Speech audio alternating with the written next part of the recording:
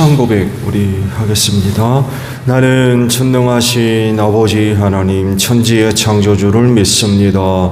나는 그의 유일하신 아들 우리 주 예수 그리스도를 믿습니다.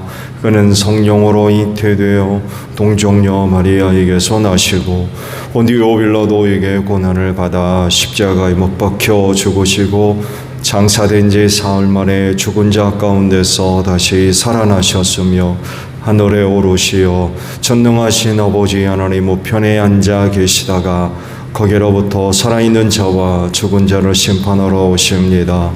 나는 성령을 믿으며 거룩한 공교회와 성도의 교제와 죄를 용서받는 것과 몸의 부활과 영생을 믿습니다. 아멘. 95장 찬송하죠.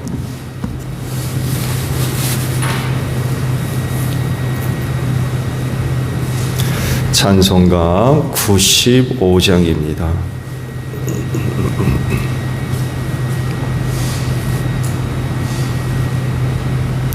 나의 기쁨 나의 소망 되시며 나의 생명이 되신 주 밤낮 불러서 찬송을 드려도 늘 하신 마음뿐일세.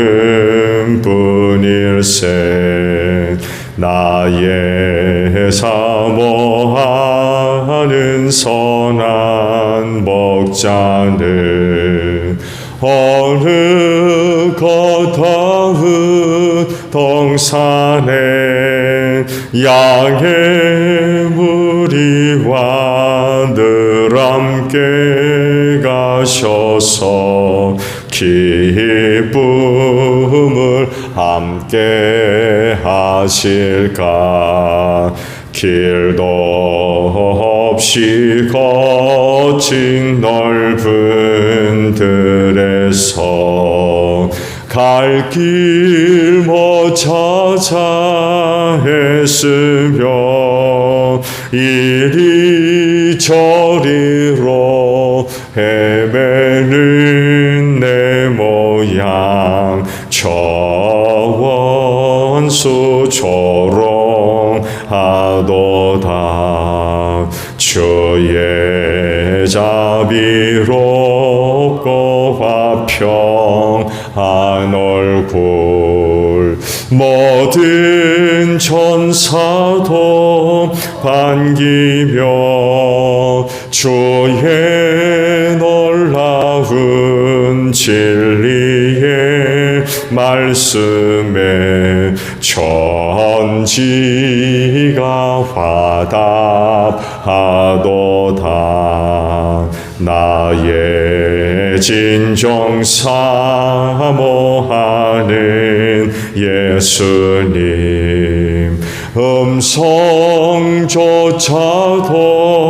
반갑고 나의 생명과 나의 참 소망은 오직 주 예수 뿐일세. 아멘. 마가복음 5장의 말씀입니다.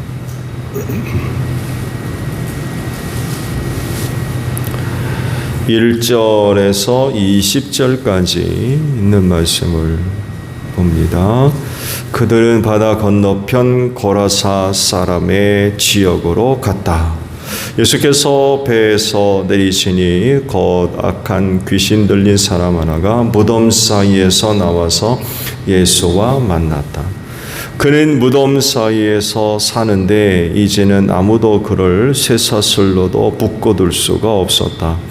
여러 번 쇠고랑과 쇠사슬로 묶어두었으나 그는 쇠사슬도 끊고 쇠고랑도 부수었다. 아무도 그를 휘어잡을 수 없었다. 그는 밤낮 무덤 사이나 산속에서 살면서 소리를 질러대고 돌로 제 몸에 상처를 내곤 하였다. 그가 멀리서 예수를 보고 달려와 엎드려서 큰 소리로 외쳤다. 더없이 높으신 하나님의 아들 예수님, 나와 무슨 상관이 있습니까? 하나님을 두고 애원합니다. 제발 나를 괴롭히지 마십시오. 그것은 예수께서 이미 그에게 악한 귀신아 그 사람에게서 나가라 하고 명하셨기 때문이다. 예수께서 그에게 물으셨다. 내 이름이 뭐냐 하고 그가 대답하였다. 군대입니다. 우리 예수가 많기 때문에 붙여진 이름입니다. 그리고는 자기들을 그 지역에서 내쫓지 말아 달라고 예수께 간청하였다. 마침 그곳 산기슭에 노아 기르는 큰 돼지떼가 있었다. 귀신들이 예수께 간청하였다. 우리를 돼지들에게로 보내셔서 그것들 속으로 들어가게 해주십시오. 예수께서 허락하시니 악한 귀신들이 나와서 돼지들 속으로 들어갔다. 거의 2,000마리나 되는 돼지떼가 바다 쪽으로 피탈을 내리다가 바다에 빠져 죽었다. 돼지를 치던 사람들이 달아나 읍내와 시골에 이 일을 알렸다. 사람들은 일어난 일이 무엇인지 보러 왔다. 그들은 예수께 와서 귀신 들린 사람, 곧 군대 귀신에 잡혔던 사람이 옷을 입고 제정신이 들어 앉아 있는 것을 보고 두려워하였다. 처음부터 이 일을 본 사람들은 귀신 들렸던 사람에게 일어난 일과 돼지떼에게 일어난 일을 그들에게 이야기하였다. 그러자 그들은 예수께 자기네 지역을 떠나달라고 간청하였다. 예수께서 배에 오르실 때에 귀신이 들렸던 사람이 예수와 함께 있게 해달라고 애원하였다. 그러나 예수께서는 허락하지 않으시고 그에게 말씀하셨다. 내 집으로 가서 가족에게 주님께서 너에게 큰 은혜를 베푸셔서 너를 불쌍히 여겨주신 일을 이야기하여라. 그는 떠나가서 예수께서 자기에게 하신 일을 데가볼리에 전파하였다. 그리하니 사람들이 다 놀랐다. 아멘. 오늘은요 17절의 말씀을 함께 나누려고 합니다.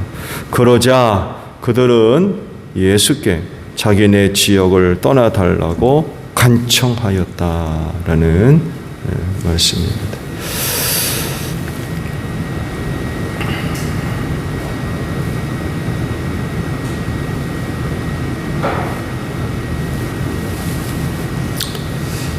사람들은 다 그런 건 아니겠습니다만에도 자기중심적이라고 그러죠. 그러다 보니까 자기가 보고 싶은 것을 봅니다. 자기가 듣고 싶은 거 듣고, 그러다 보니까 같은 자리에서 같은 소리를 들었는데 누구는 들었다고 그러고 누구는 안 들었다고 그러죠. 또 같은 것을 보는 것 같았는데 누구는 봤다고 그러고 누구는 안 봤다고 그러고 그런 이야기를 하죠. 뭔가를 두고 이야기할 때도 자기중심적으로 얘기합니다. 자기중심적인 모습의 대표적인 것 중에 하나가 손해를 보려고 하지 않는 거죠. 아마 이게 가장 대표적인 그런 모습인 것 같아요. 오늘 주신 말씀의 내용들을 보게 되면 거라사 사람들이 사는 지역에서 일어난 큰 사건 하나를 기록을 하셨죠. 거라사는 데가볼리 중에 하나입니다. 이 데가볼리라는 이름은 10개의 도시라는 이름이라고 그래요. 그러니까 거라사는 10개의 도시 중에 하나입니다. 헬라식으로 건축된 10개의 도시 중에 하나가 거라사입니다.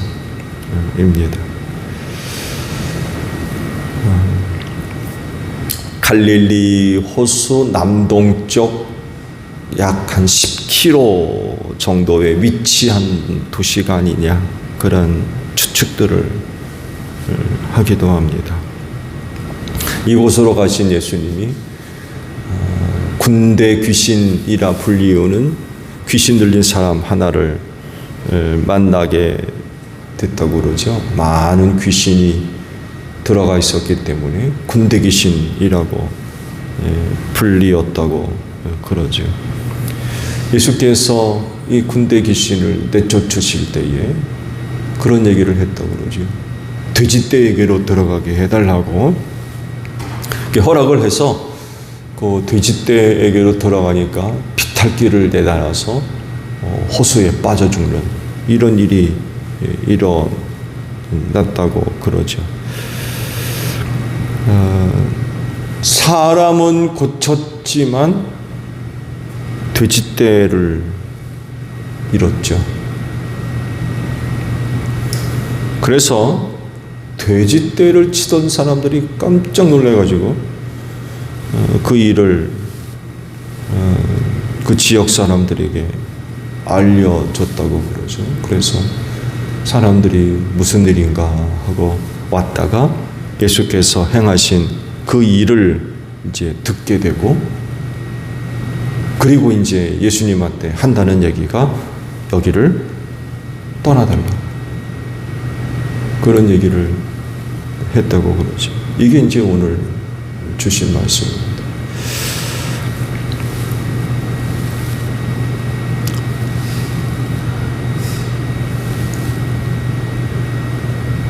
고라사인 지방의 사람들이 보인 반응, 이 반응이 과연 합당한 것일까?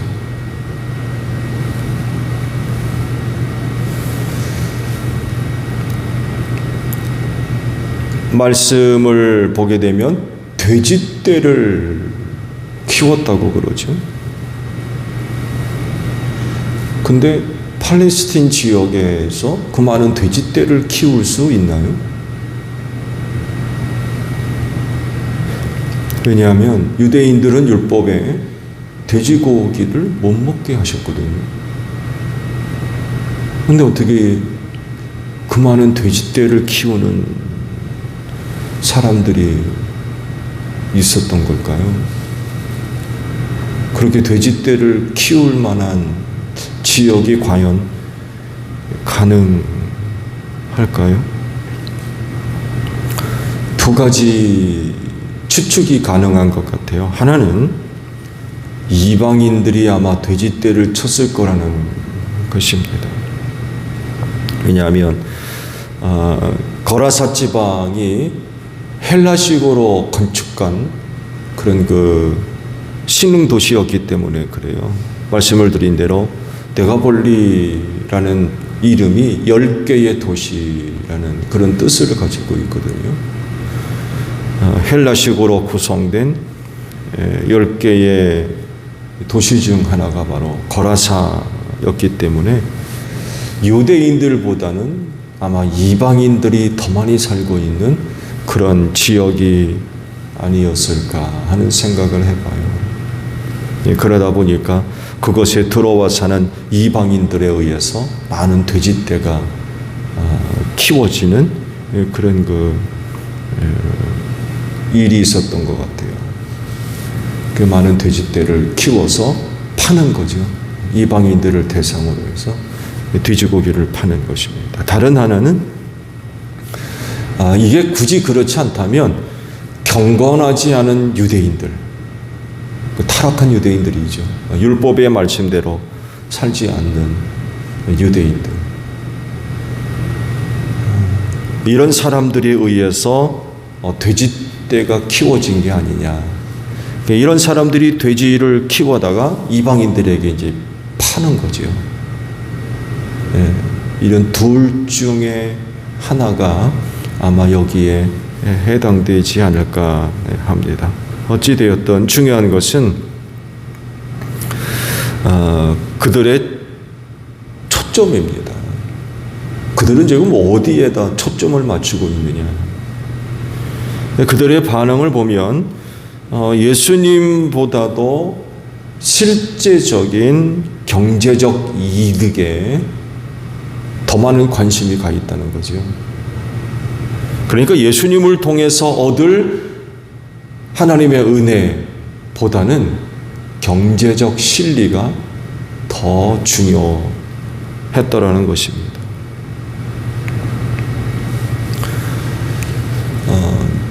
영적이고 신앙적인 것, 곧 하나님과의 관계를 통하여서 얻을 그런 그 은혜를 생각한다면은 예수님을 나가라고 하는 말은 하지 않았을 거란 거죠. 아마 오히려 그들 중에 누군가는 우리 집으로 와주세요. 초청하는 일들이 있을 겁니다. 무엇보다도 하나님으로부터 받을 은혜가 소중하다면 그들 중에 누군가가 자기 집으로 예수를 초대했을 거라는 겁니다. 그래서 아마 놀라운 은혜가 거라사 지방에 임하게 됐을 겁니다. 그 구원이 그곳에 이제 임하는 거죠. 그런데 그들은 이런 것에 관심이 없어요. 하나님으로부터 받을 은혜는 조금 더 관심이 없어요. 경제적 실리가 무엇보다도 더 중요했다는 거죠. 그래서 예수님은 자기들에게 경제적 유익을 가져다 줄 뿐이 아니라 손해를 끼칠 수 있는 사람으로 보니까 여기 예수란 사람이 이 마을에 더 있다간 망하겠다. 돼지떼가 2,000마리나 되는 게 다 죽었으니 이 사람이 여기 더 머물렀다가는 큰일 나겠다. 밥벌이, 경제적 이득, 유익 다 잃어버리겠다. 우리 마을 망하겠다. 그래가지고는 더 이상 예수님이 여기 머물렀다간 큰일 나겠다 해가지고 떠나달라고 그런 그 이야기를 했을 겁니다. 또 예수님이 경제적으로 자기들에게 큰 도움이 되고 진리를 가져다 줄 수 있는 분이라고 하면 또 달랐겠죠. 또 달랐을 겁니다.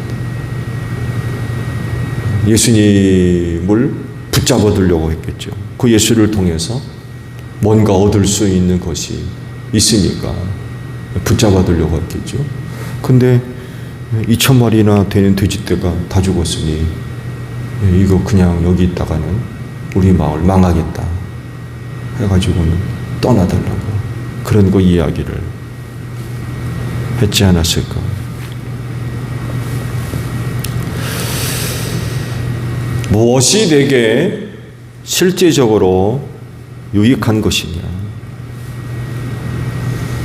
그리스도인으로서 이 부분을 깨닫는 일은 상당히 중요한 부분이 될 것 같아요. 왜냐하면 그리스도인으로서 사는 그 삶의 모습을 좌우할 수 있기 때문에 그렇습니다. 내가 아무리 그리스도인이라 할지라도 거라사 사람들과 같이 예수님보다도 곧 하나님으로부터 얻을 은혜보다도 경제적인 실리 이런 부분들에 대해서 더 중요하게 여기게 되면 우리도 그들과 똑같아질 수밖에 없어요. 하나님으로부터 받을 은혜가 무엇보다도 중요한데 이것을 중요하게 여기지 않고 실제적인 경제적 이득, 유익 이런 부분들을 더 중요하게 여기게 되면 당연히 하나님으로부터 받을 은혜는 중요성에서 떨어질 수밖에 없죠. 동등한 상상에서 놓고 봤을 때 절대로 예수님 선택하지 못합니다. 왜? 하나님으로부터 받을 은혜보다도 내 주머니에 들어올 돈이 또 중요하다 보니까 차선으로 밀리는 거죠. 그 무엇보다도 중요하게 생각해서 우선적으로 예수님을 선택을 해서 얻을 그런 그 은혜들보다도 경제적인 실리를 더 중요하게 여기니까 당연히 예수님은 차선으로 밀려날 수밖에 없는 거죠. 그러다 보니까 영적이고 신앙적인 이런 부분들은 소홀히 할 수밖에 없어요. 그런 비교들 많이 하잖아요. 주일날 하나님을 예배할 거냐,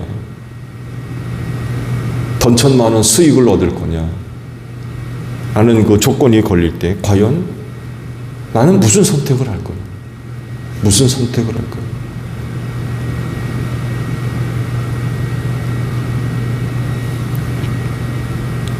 누군가는 또 그런 얘기를 우스갯소리로 하는 거예요. 돈 1,000만 원 벌고 11조 좀 드리죠. 뭐. 어떻게 생각하세요? 돈 1,000만 원 벌고 11조 드리고.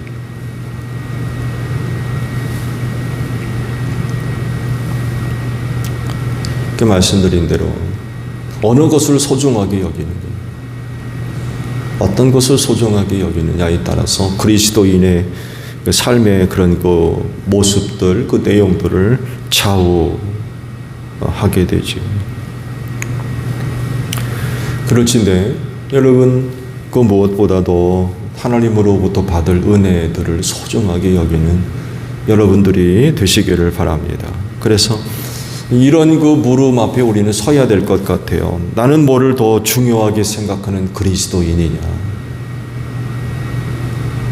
내가 키우는 돼지떼냐? 아니면 하나님으로부터 받을 은혜냐? 둘중을 놓고 나는 뭐를 더 중요하게 여기는 그리스도인이냐라는 물음을 하지 않을 수가 없는 것 같아요. 예수님입니까? 내 주머니에 들어올 돈입니까? 이 둘 중에 어느 것을 나는 더 중요하게 여길 것인지 한번 물어보시고요. 오늘 그 말씀 속으로 여러분들이 한번 들어가 보셔서 나 같은 상황이면은 나는 어떻게 할까? 그 예수님 내 집으로 초대를 할 것이냐? 아니면 가라고 할 거냐? 여러분은 과연 어떻게 하실 겁니까?